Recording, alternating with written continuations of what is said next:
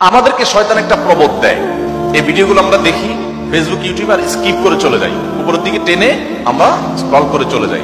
শয়তান আমাদেরকে বলে তোমার কি করার আছে, তুমি একটা সামান্য, একে তো বাংলাদেশের মতো একটা ছোট্ট দুর্বল দেশ, আবার সে দেশের একজন অতি সাধারণ একজন নাগরিক, একজন নগণ্য মানুষ, তুমি এই আন্তর্জাতিক সমস্যার সমাধান করার মতো ক্ষমতা তোমার হাতে নাই, তোমার কি করার আছে? সো তুমি একটু আল্লাহর কাছে দোয়া করো, বাস। আমি একটু দোয়া করে ওটাকে স্কিপ করে আর একটা চাকানাকা কোনো ভিডিওতে আমি ডুবে যাচ্ছি। এই না আমাদের অবস্থা? আসলে কি তাই? আমি তো তা মনে করি না। এটা শয়তান আপনাকে মিথ্যা কথা বলে, আপনাকে মিথ্যা সান্ত্বনা দেয়। শয়তান বলে তোমার কিচ্ছু করার নেই। কে বলেছে আপনার কিছু করার নেই? আপনার যে কত কিছু করার আছে সেটা আপনি নিজেও ভাবেন নাই। আল্লাহ তাআলা আপনাকে জিজ্ঞাসা করবেন না তুমি সেখানে সামরিক শক্তি কেন পাঠাও না, কারণ সামরিক শক্তি আপনার হাতে নাই। আল্লাহ আপনাকে এটা জিজ্ঞেস করবেন না। আল্লাহ আপনাকে বলবেন না তুমি মানবিক সহায়তা নিয়ে শত শত হাজার হাজার টন কেন খাবার পাঠাও নাই সেখানে, কারণ এই ক্ষমতা আপনার হাতে নাই। আল্লাহ এটা জিজ্ঞেস করবেন না।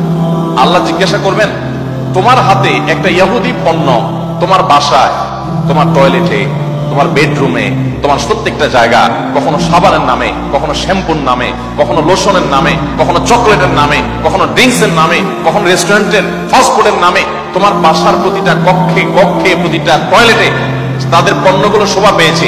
এই পণ্য বেচা টাকা দিয়ে তারা বোমা হামলা করে মানুষ মেরেছে। তুমি শুধুমাত্র তাদের প্রতি সিম্পেথি দেখাতে পারতে, সেটা তো দূরের কথা, উল্টো বরং তুমি সেই বোমা হামলার সঙ্গে জড়িত। তুমি জেনে হোক আর না জেনে হোক, তুমি বুঝে হোক আর না বুঝে হোক, তুমি কিন্তু সেই বোমা হামলার সাথে জড়িত। প্রতিদিন তুমি চাঁদা দিচ্ছ ফিলিস্তিনের মানুষকে হত্যা করবার জন্য। আল্লাহ এই কথা বলবেন? এই কথা বলার যথেষ্ট সুযোগ আছে। প্রতিদিন আপনি চাঁদা দিচ্ছেন। আমি একটা পেস্ট কিনতেছি না, আমি একটা বোমা হামলার জন্য টাকা ইনভেস্ট করছি বা চাঁদা দিচ্ছি। প্রতিদিন বাংলাদেশের প্রত্যেকটা মানুষের কাছ থেকে, প্রতিটা মানুষের ঘর থেকে ওরা চাঁদা তুলে নিয়ে যাচ্ছে। আপনি মনে করছেন মুদি দোকানে গিয়ে আমি মালামাল কিনে আনছি। আল্লাহর কসম করে বলছি এটা মালামাল কিনা না। এটা আপনি দেখছেন মালামাল কিনা, আমি এটাকে মালামাল কিনা দেখছি না। আপনি দেখছেন আপনি পেপসি বা কোকা কোলা বা সফট ড্রিঙ্কস এদের যেগুলো আছে সেগুলো আপনি ডকডক করে গিলছেন। আমি দেখছি সেগুলা লাল কালারের ওই পেপসি না, এগুলো হলো ফিলিস্তিনের মানুষের রক্ত।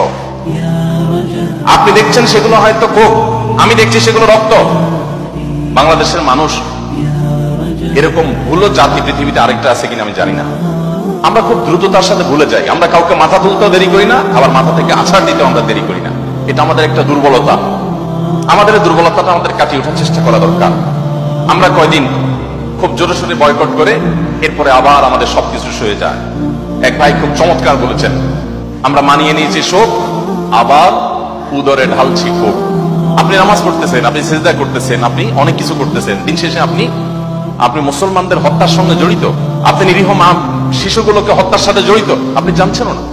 আমরা মুসলমানরা যদি শুধুমাত্র তাদের পণ্যগুলো বয়কটটা যদি যথাযথভাবে করতে পারি, তাহলে তারা অন্তত 50% এমনিতেই সাইজ হয়ে যাবে। আমি তো মনে করি যে এই প্রেক্ষাপটে, এই বাস্তবতায়, ফিলিস্তিনের এই বাস্তবতা অন্তত আপনারা যদি প্রত্যেকে আন্তরিক হন এবং সচেষ্ট হন, তাহলে সেক্ষেত্রে আপনারা বাণিজ্যিকভাবেও লাভবান হতে পারেন, কিন্তু সেটা মূল উদ্দেশ্য থাকবে না।